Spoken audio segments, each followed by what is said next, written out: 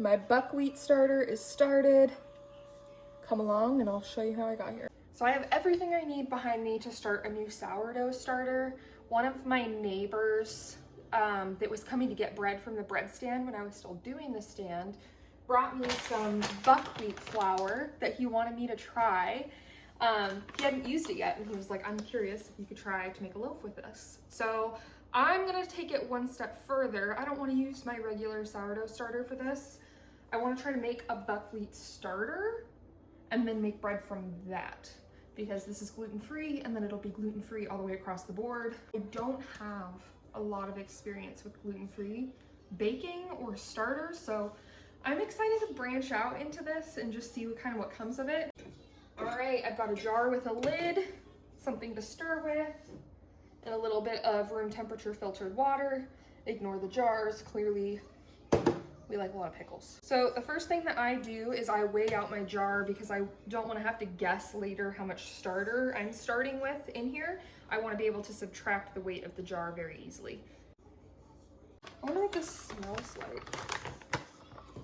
I'm scared.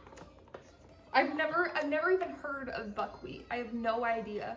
I need to do some more research. I've only done enough research to know that I can make a starter with it. Whew. It's earthy. What does it remind me of? Dirt. It reminds me of dirt. Because this is all the buckwheat flour that I actually have, and to build this starter, I know it's gonna take 1 to 2 weeks, somewhere within there. I don't want to waste a lot of this. So with that being said, I'm going to do very, very small portions, and it's going to be a very small starter. I don't know if you're supposed to do that, but that's what I'm doing. I'm going to do, let's do 20 grams because that's 12. Okay, so we've got about 21 grams of our buckwheat flour. I'm going to zero this out, and I'm going to pour in probably about 10 to 15 grams of water, and then I'll add more up to 20 if I feel like I need it. Okay, let me just get it in the jar though. Okay, well, I can't weigh it if it's all dripped on the scale. Just do like a little 15. Okay, now we stir. I don't like how it smells. Oh my gosh, okay, I gotta get a smaller jar. We're gonna use this little baby one. So according to the research that I've done, buckwheat likely is going to show some bubbles pretty quickly. I don't know if that's true. I'll keep you posted and let you know what I see, but it's not ready. It still takes about just as long as any other starter would be to become established. I hate this thing. What have I done? What have I chosen here? Get rid of that.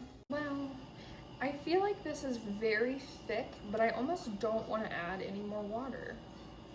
Like paste, I mean, which is pretty typical. When I did a gluten-free starter, it was very pasty feeling. So I'm just gonna push this down to the bottom just so I can see my starting point, and because it's so thick, and I'm gonna loosely cover. I'm gonna mark my starting point, which is like here-ish. Like if you look around the jar, when this settles, probably gonna end up being like right about here.